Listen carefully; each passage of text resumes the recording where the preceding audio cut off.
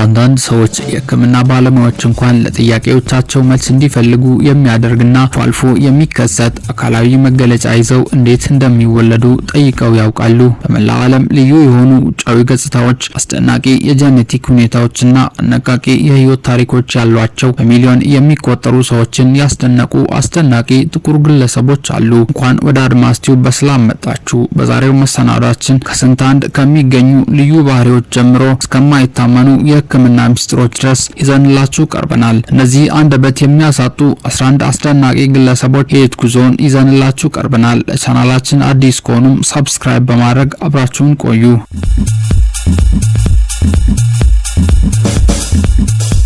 ላሬ ፐርኪንስ እድሜ ለአብዛኞቹ ልጃገረዶች በርካታ ለውጦችን ይዞ ይመጣል። ነገር ግን ለላሬ ፐርኪንስ ህይወቷን ሙሉ በሙሉ የሚቀይር ነገር ይዞ መጣ። ገና በ12 ዓመቷ ጺም ማውጣት ጀመረች። ይህ ያልተለመደ የጸጉር እድገት ለዓመታት ግራ መጋባትንና የስነ ልቦና ትግልን አስከትሎባታል። በሀያዎቹ አጋማሽ ላይ ስትደርስ ነበር ዶክተሮች በመጨረሻ መልስ የሰጧት። ላሬ በሴቶች ላይ አንድሮጂን የተባሉ የወንድ ሆርሞኖች መጠን መጨመር ምክንያት ከመጠን በላይ የጸጉር እድገትን የሚያስከትል ሂርቱማኒዝም የተባለ ህመም እንዳለባት ታወቀ። ህመሙ ለህይወት አስጊ ባይሆንም ለዓመታት ላሬ ፊቷን ለመላጨት በሰም ለማንሳትና ለመደበቅ ሙከራዎችን አድርጋለች። እንደ ግብይት ወይም አዳዲስ ሰዎችን መገናኘት ያሉ ቀላል እንቅስቃሴዎች ከፍተኛ ጭንቀት ምንጮች ሆኑባት። እንግዳ የሆኑ ሰዎች በትኩረት ይመለከቷት፣ ያንሽኳሽኩባትና አስተያየቶችንም ይሰጧትም ነበር። ይህም የዕለት ተዕለት ኑሮን የማያቋርጥ ውጊያ አደረገው። ነገር ግን ከጊዜ በኋላ አስደናቂ ነገር ተከሰተ።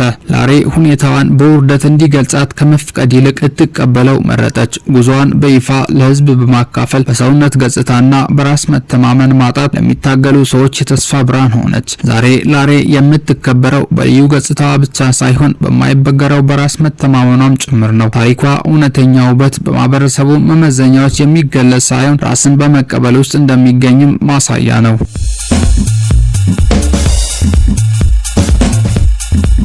ሜኪያላንቴ ላኪ ለሜኪያላንቴ ህይወት የሚቀይር ቅጽበት የመጣው በፋሽን መድረክ ወይም በመጽሔት ሽፋን ላይ ሳይሆን በቁጥጥር ስር ከዋለ በኋላ በፖሊስ ጣቢያ ውስጥ ነበር። በቁጥጥር ስር ውሎ ፎቶው በማህበራዊ ሚዲያ ተሰራጨ። ነገር ግን ሰዎች በቁጥጥር ስር መዋሉ ላይ ብቻ ትኩረት ከማድረግ ይልቅ በሚሊዮን የሚቆጠሩት በማይረሳው ገጽታው ተማረኩ። አንዱ አይኑ ደማቅ ሰማያዊ፣ ሌላኛው ደግሞ ጥቁር ቡናማ አይንን ያለውና ልዩ የፊት ጠባሳ ያለው ሜኪ ወዲያውኑ ከማንኛውም ሰው ተለይቶ ታየ። ታዋቂ ያደረገው ኮምፕሌቲቲ ሄትሮኪኖሚክ የተባለ በዛም የማይከሰት የጄኔቲክ ሁኔታ ሲሆን ይህም እያንዳንዱ አይኑ ሙሉ በሙሉ የተለያየ ቀለም እንዲኖረው ያደርገዋል። ፎቶውን ያስተዋሉት የሞዴሊንግ ኤጀንሲዎች ወዲያውኑ ተረዱ። ሜኪ በፋሽን ኢንዱስትሪ ውስጥ እድሎች ቀረቡለት። በአንድ ወቅት የማንነቱ አካል ብቻ የነበሩት ልዩ ገጽታዎቹ በድንገት ከታላላቅ ጥንካሬዎቹ አንዱ ሆኑ። ከሞዴሊንግ ኤጀንሲ ጋር ውል ተፈራረመ። ብዙም ሳይቆይ በፋሽን እውነቶች ላይ መታየት ጀመረ። ፎቶው ለዓለም ያስተዋወቀውም የወደፊት ህይወቱን አልወሰነውም። ይልቁንም ያልተጠበቀውን የኢንተርኔት ዝና ወደ አዲስ የስራ መስክ በመለወጥ በራስ መተማመኑን በልዩ ገጽታውና በሞዴሊንግ ስኬት የታወቀ ሆነ። ዛሬ ሜኪያላንቴ በኢንዱስትሪ ውስጥ በውጫዊ ገጽታቸው ከሚለዩ ሞዴሎች አንዱ ሆኖ መታወቁን ቀጥሏል። የሱ ጉዞ እድሎች ደግሞ ካልተጠበቁ ቦታዎች ሊመጡ እንደሚችሉ ያሳያል። ታሪኩ አንድ ሰው የተለየ የሚያደርገው ነገር ግን አንዳንድ ጊዜ ህይወቱን ለዘላለም የሚቀይር ዋናው ነገር ሊሆን እንደሚችልም ያረጋግጣል።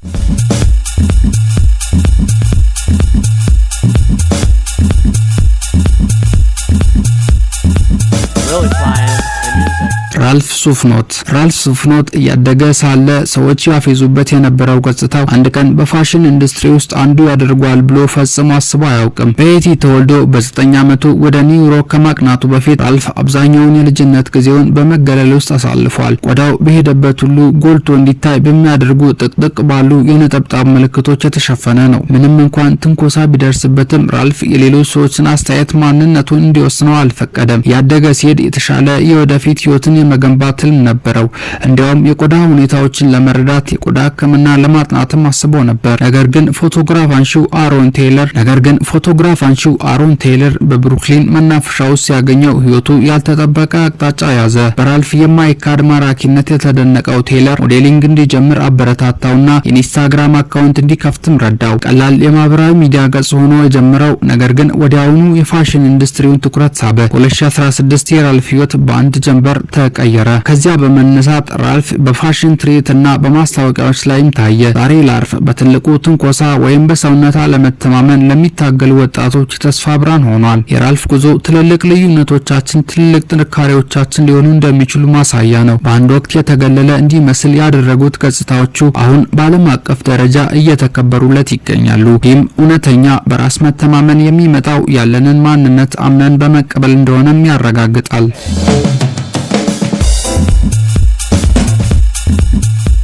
አኖኪያይ አንዳንድ ጊዜ አንዲት ነጠላ ፎቶግራፍ የአንድን ሰው ህይወት ለዘላለም ሊለውጠው ይችላል። አኖኪያይ ያ ህይወትን የቀየረ ቅጽበት የተከሰተው በጥቅምት 2017 በሃዋርድ ዩኒቨርሲቲ ዓመታዊ ቅበላ በዓል ወቅት ነበር። በወቅቱ ፕሮፌሽናል ሞዴል አልነበረችም። ዶክተር የመሆን ህልም ያላት የባዮኬሚስትሪ ተማሪ ነበረች። ነገር ግን ፎቶግራፍ አንሺው ስቲቨን ኃይሉ ፎቶ ሊያነሳት ከጠየቀ በኋላ ያ ምስል በፍጥነት በኢንተርኔት ተሰራጨ። በሚሊዮን የሚቆጠሩ እይታዎችን እንደሚያገኝና የዓለም ትልልቅ ሞዴሊንግ ኤጀንሲዎችን ትኩረት እንደሚስብም ሁለቱም አልገመቱም ነበር። ኢንክ የተወለደችው በካይሮ ግብጽ ሲሆን ወላጆቿ በአገራቸው ከነበረው ግጭት ሸሽተው የመጡ የደቡብ ሱዳን ተወላጆች ነበሩ። ገና የ3 ዓመት ልጅ እያለች ቤተሰቧ ወደ አሜሪካ ተሰደው በማንቸስተር ሰፈሩ። እያደገች ሳለ በፋሽን መጽሔቶች ወይም በማስታወቂያዎች ላይ የእሷን መልክ የሚመስሉ ሴቶች እምብዛም አይታዩም ነበር። እንደ ጥቁር ቆዳ ጥቁር ሴት ልጅ አንዳንድ ጊዜ በራስ መተማመንን ማጣት ትታገል ነበር። ነገር ግን እነዚያ ተሞክሮች በኋላ ላይ በራስ መተማመንና ውክልናን ለማምጣት ጠንካራ ድምጽ እንድትሆን አነሳሷት። ፎቶዋ ከተሰራጨ ከጥቂት ሳምንታት በኋላ አኖክ ከዋና የሞዴሊንግ ኤጀንሲ ጋር ተፈራረመች። ከ4 ወራት በኋላ ጥቂት ሞዴሎች ብቻ ሊያሳኩት የቻሉትን ነገር አሳካች። በየካቲት 2018 ናኦሚ ካምቤል ይህንን ካደረገች ከ2 አስርት ዓመታት በላይ በኋላ የመጀመሪያዋ ጥቁር ሞዴል ሆና የፕራዳ የፋሽን መድረክ ከፈተች። ያ ታሪካዊ ቅጽበት በፋሽን ኢንዱስትሪ ውስጥ በሰፊው የተከበረ ሲሆን አስደናቂ የስራ መስኳን መጀመሪያም ሆነ። ከዚያም በመነሳት አኖክ በፍጥነት ከዓለም ተፈላጊ ሱፐር ሞዴሎች አንዷ ሆነች። እንደ ፕራዳ፣ ሉዊስ vuitton፣ ቨርቹዋል፣ ብሬንዲዝ፣ በርበር፣ ሻኔል እና ቶም ፎርድ ላሉ የቅንጦት ፋሽን ቤቶች ሰርታለች። እንዲሁም በበርካታ የቮግ መጽሔት ሽፋኖች ላይም የታየች ሲሆን እንደ ኤስ ላውድ፣ ናይኪያ፣ ተፋኒ እና አሌክሳንደር ዋንግ ካሉ ታዋቂ ብራንዶች ጋርም ሰርታለች። የሷ ስኬት በትውልድ ውስጥ ተደማጭ ካላቸው ሞዴሎች አንዷ አድርጓታል። ዓለም አቀፍ ዝና ብታገኝም አኖክ ከየት እንደመጣች ፈጽሞ አልረሳችም። ፋሽን ውስጥ ስላለው የብዝሃነት አስፈላጊነት በግልጽ የተናገረች ሲሆን የሷ ጉዞ ወጣቶችን በተለይም ጥቁር ቆዳ ያላቸውን ልጃገረዶች ውበት በሁሉም ቀለም እንደሚመጣ እንዲያምኑ እያበረታታም ይገኛል። ከተራ የኮሌጅ ተማሪነት ወደ ዓለም አቀፍ ሞዴልነት ያደረገችው እድገት አንዲት ያልተጠበቀ ቅጽበት ህይወቷን ለዘላለም እንዴት መለወጥ እንደቻለም ያረጋግጣል።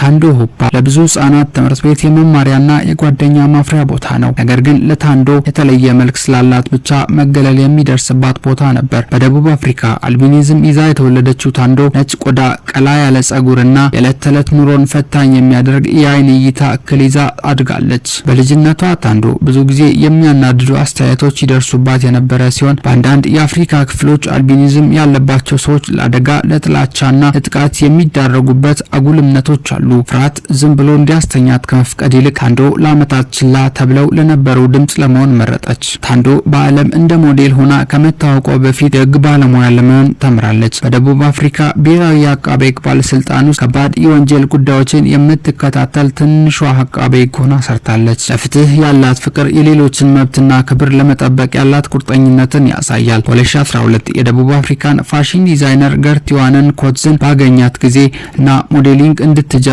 ሲያበረታታ ህይወቷ ያልተጠበቀ አቅጣጫ ያዘ። በፋሽን መድረክ ላይ የመታየት እድል ሆኖ የጀመረው ነገር ግን ብዙም ሳይቆይ የዓለምን አመለካከት ለመለወጥ ዓለም አቀፍ መድረክ ሆነ። በ2019 ታንዶ በቮግ ፖርቹጋል ሽፋን ላይ በመታየት መጀመሪያዋ አልቢኒዝም ያለባት ሰው በመሆን ታሪክ ሰርታለች። እንዲሁም በታዋቂው የፕሪሌ የቀን መቁጠሪያ ላይ ከዓለም ኮከቦች ጋር በመሆን የታየች የመጀመሪያዋ ጥቁር ደቡብ አፍሪካዊት ሆናለች። ዛሬ ታንዶ እንደ ዓለም አቀፍ የፋሽን ሞዴል ብቻ ሳይሆን እንደ ጠበቃ፣ የሰብአዊ መብት ተሟጋችና የስራ ፈጣሪ ሆና ትታወቃለች። የሷ አስደናቂ ጉዞ ማህበረሰቡ በአንድ ወቅት እንደ ሌላ ገጽታ የተመለከተው ነገር አንድ ሰው ዓለምን የሚያነቃቃበት ዋና ምክንያት ሊሆን እንደሚችልም ያረጋግጣል።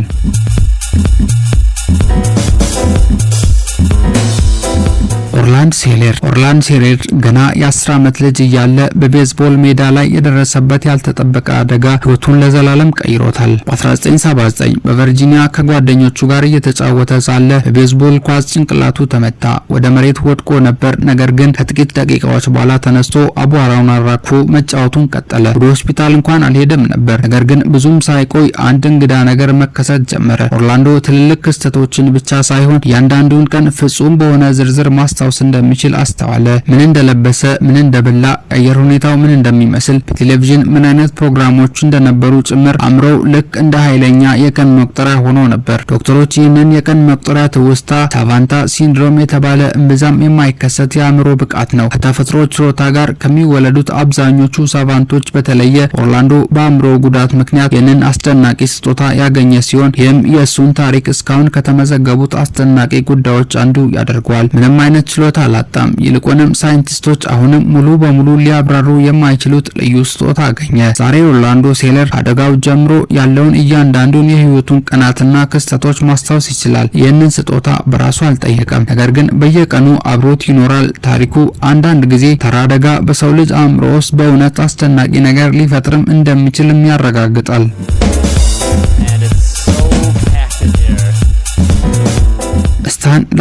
ስታር ሳርኪን በ16 ዓመቱ ቅርንጫት ኳስ እየተጫወተ ሳለ ወድቆ ሁለቱንም የልብ ክፍሎች የሚያጠቃ ከባድ የጄኔቲክ ልብ በሽታ እንዳለበት ታወቀ። የልብ ንቅለ ተከላ ለማድረግ ብቁ ቢሆንም ተስማሚ ለጋሽ እስኪገኝ ድረስ ያለው ረጅም ጊዜ የመሞት አደጋ ፈጥሮበት ነበር። በኖቬምበር 2014 በሚቺጋን ዩኒቨርሲቲ ዶክተሮች የላርኪንን የማይሰራ ልብ በማውጣት ሰው ሰራሽ ልብ ገጠሙለት። ሁለት ቱቦዎች ከደረት ወጥተው ክብደቱ 13.5 ፓውንድ ከሆነና ሰው ሰራሽ ልብ ኃይልን ከሚሰጥ ተንቀሳቃሽ መሳሪያ ጋር ተገናኘ። ይህ ተንቀሳቃሽ መሳሪያ ለላርኪን የመንቀሳቀስ ነጻነት ሰጠው። መሳሪያውን በቦርሳ ውስጥ 24/7 ተሸክሞ በመዞር ወደ ቤት እንዲሄድ፣ ከልጆቹ ጋር ጊዜ እንዲያሳልፍ፣ አልፎ ተርፎም እንደገና ቅርንጫት ኳስ እንዲጫወት አስችሎታል። በዚህ የላቀ መሳሪያ ከሆስፒታል የወጣ በደቡብ ምዕራብ የመጀመሪያው ታካሚ ሲሆን በዚህ ሁኔታ 555 ቀናት በመኖር በልብ ሕክምና ታሪክ ውስጥ አዲስ ምዕራፍ ጽፏል። በግንቦት 2016 ስታን የለጋሽ ልብ አገኘ። ድል አድራጊነቱ በሰፊው ተመዝግቧል። እንደ መታጠብ፣ ልጆቹን ማቀፍና ቦርሳውን ለዘላለም መጣል ያሉ ቀላል የደስታ ጊዜያትን በጉጉት ይጠብቅ ነበር።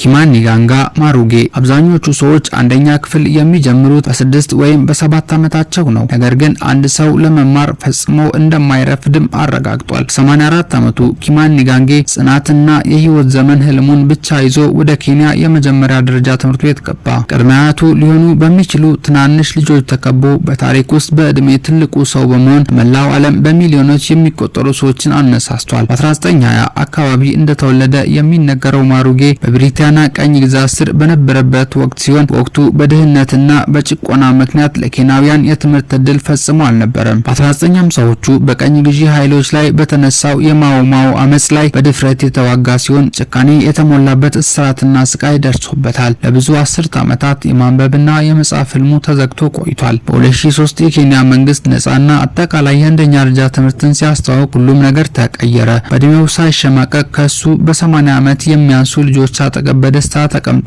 ፊደላትንና ሂሳብን በትልቅ ጉጉት አጠና። የማሩጌ ታሪክ ወዲያውኑ ዓለም አቀፍ ትኩረት አገኘ። በ2005 በህይወቱ ለመጀመሪያ ጊዜ በአውሮፕላን ተሳፍሮ በኒውዮርክ በተካሄደው የተባበሩት መንግስታት ድርጅት የዓለም ጉባኤ ላይ ንግግር አደረገ። በዚያም እያንዳንዱ ሰው የመማር መብት እንዳለው በማሰብ ለዓለም መሪዎች ነጻ ትምህርትን በጽኑ ተሟገተ። በ2007 በኬንያ በተከሰተው ከምርጫ በኋላ ግጭት ምክንያት ቤቱን አጥቶ ወደ ስደተኞች መጠለያ ካምፕ ለመግባት ቢገደድም ማሩጌ መጽሐፍቱን ይዞ መማሩን ለመቀጠል ፈቃደኛ አልነበረም። በ2009 በ89 ዓመቱ በሆድ ካንሰር ምክንያት ከዚህ ዓለም በሞት ተለየ። እሱ አስደናቂ ጉዞ በ2010 ፈርስት ግሬደር የተባለውን ዝነኛ ፊልም እንዲሰራ ያነሳሳ ሲሆን ትምህርት የማብቂያ ጊዜ እንደሌለውና የሰው ልጅ ፍላጎት ማንኛውም ከባድ ችግር ለማሸነፍ እንደሚችል ለዓለም አረጋግጧል።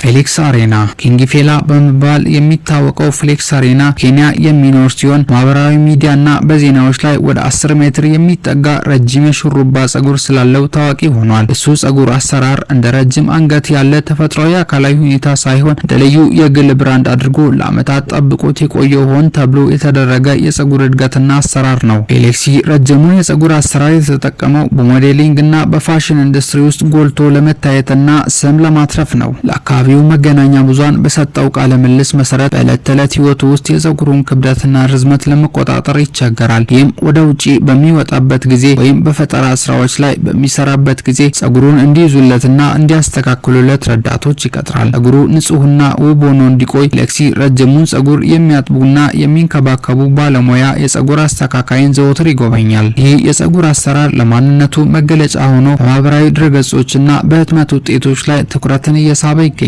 ዛሬ ለማስተዳደር አስቸጋሪ ቢሆንም ረጅሙ ጸጉሩ በፈጠራው መስክ ጎልቶ እንዲወጣና እንዲታወቅ ረድቶታል።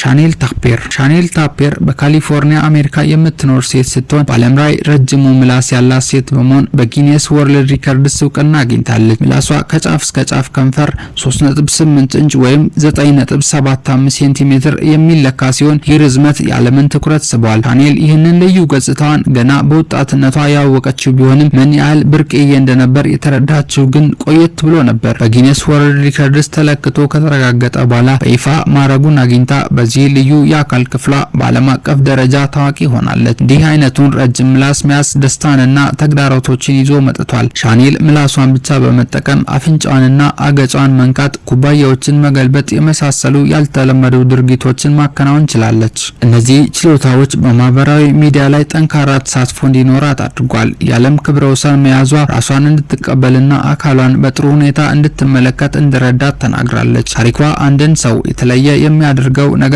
ወደ ታላቅ ጥንካሬ ሊለውጥ እንደሚችልና ወደ ዓለም አቀፍ እውቅና እንዴት መቀየር እንደሚቻልም ያረጋግጣል።